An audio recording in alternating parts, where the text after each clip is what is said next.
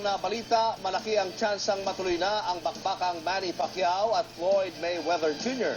Sa panayam kasi ni Dayan Casillejo kay Pacquiao ngayong gabi lang, sinabi nitong nagkausap na sila ni Mayweather kanina sa telepono.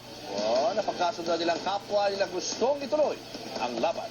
Ay pa kay Pacquiao, pumayag na siya sa 50-50 na hatian. Malalaman daw ang pinal na usapan kaugnay ito sa susunod na linggo.